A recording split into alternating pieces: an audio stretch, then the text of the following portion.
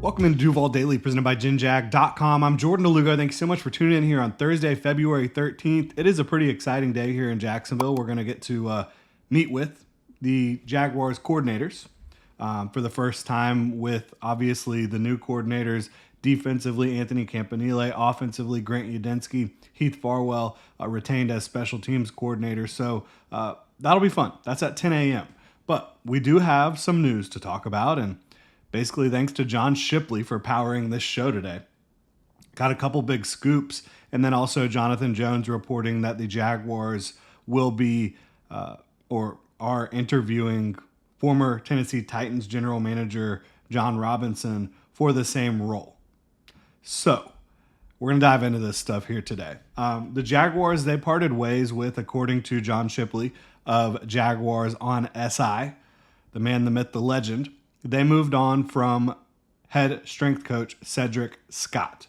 And Cedric Scott has been in Jacksonville for a long time, over a decade, and he has been the Jaguars head strength coach since 2022.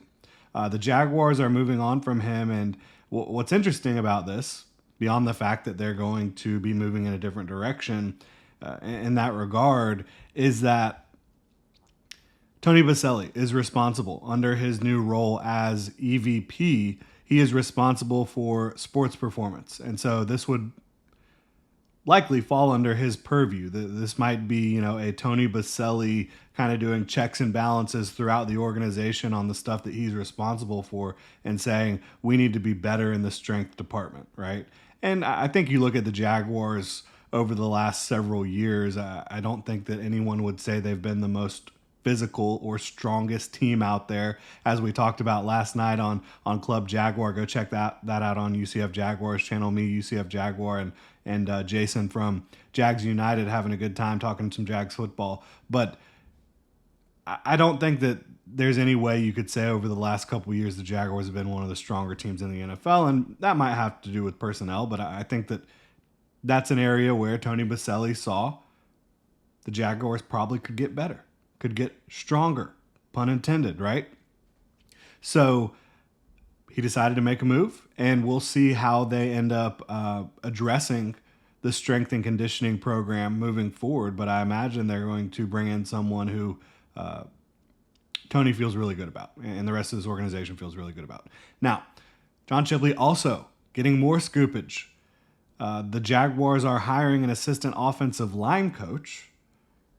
So obviously when they released, the finalized staff on Friday, not a finalized coaching staff, they are hiring an assistant offensive line coach who was the Carolina Panthers offensive line coach last year. Prior to joining the Panthers, he was the Seahawks assistant offensive line coach starting in 2021. He has, I think, a Polynesian name, and it's a little difficult for me to pronounce, so I don't want to completely butcher it.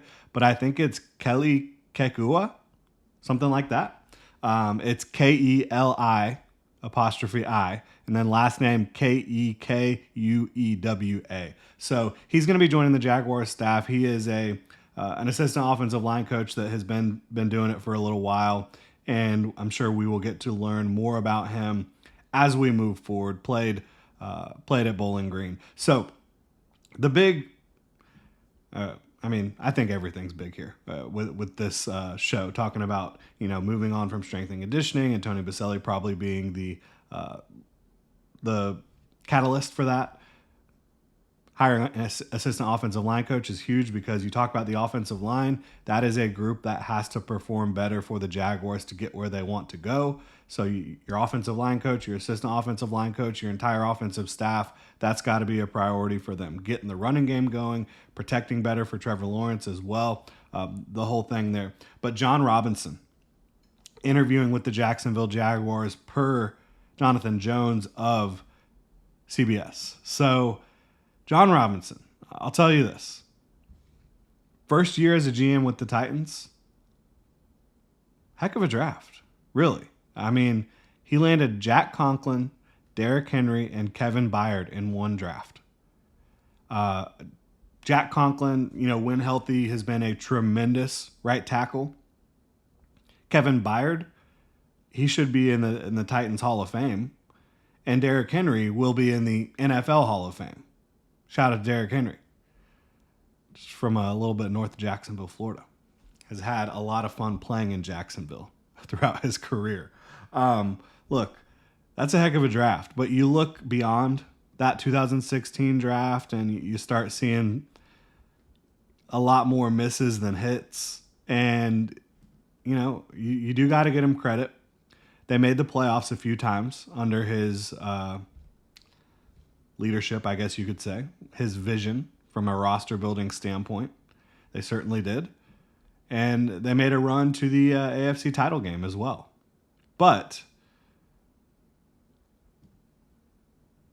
the draft and free agency throughout his time there, it kind of started falling off. I mean, I think his track record overall as a draft specific guy is not very strong. It really isn't. And then you talk about he did help build a Super Bowl team. Absolutely. Just not his own team. He traded A.J. Brown to the Philadelphia Eagles in what ultimately is looking like one of the worst trades that I can remember. A.J. Brown, an absolute superstar. You let him out of your building. He wanted to be there. Just had to give him a bag. And I don't know why they weren't willing to do that. But to the victors go the spoil. Congratulations to the Philadelphia Eagles. Getting A.J. Brown. You have Devontae Smith. Adding Saquon Barkley to the mix. Congratulations, Philadelphia Eagles. Howie Roseman building an absolute juggernaut on both sides of the ball. But Jon Robinson, Jaguars interviewing him. Why? I mean, you look at every other candidate for this job. It's an up-and-comer. It's somebody who has not been a GM before. It's not a retread. It's someone who is widely regarded throughout the league as someone who's gotten interest for other GM jobs and somebody who's on the come up, right? Why is Jon Robinson in this mix? I honestly don't have a good reason for you. I don't. This was not a successful general manager in the NFL. He wasn't. Again, 9-7, making the playoffs, which is what they did a couple times, and then obviously they did make it to the AFC title game. But no, just I don't know why the Jaguars are interviewing him. And I'm not trying to disparage the man. Just nothing personal, but from a resume standpoint, what he did as the Tennessee Titans general manager is not exciting. It's not good enough. Bottom line. I think that if you hired Jon Robinson, it would be taking like several steps backwards. Jon Robinson, from a power standpoint, you're going to have a football triumvirate at the top that are all horizontally aligned, reporting directly to Shad Khan. And yeah, Robinson's been around the AFC South, been around the Jaguars' arch rival. I don't know how you could do it, honestly. And I don't expect him to be the hire. I should say that. I don't, and that's just my gut feeling. It's not any insider information. I do not expect him to be the hire. I expect them to go with one of these young guys that really is more innovative, is looking more like the rest of the Jaguars coaching staff, right? In terms of their career trajectory. So that's how I view it, but Jaguars are interviewing Jon Robinson. According to Jonathan Jones, they did move on from strength coach Cedric Scott, according to John Shipley. And they also hired an assistant offensive line coach, according to John Shipley. That'll do it here. Really appreciate y'all tuning in. If you enjoy the content, please like and subscribe. You can also check out genjag.com/shop. Pick up some new Duval gear like the hat I am wearing right now. Y'all have a good one.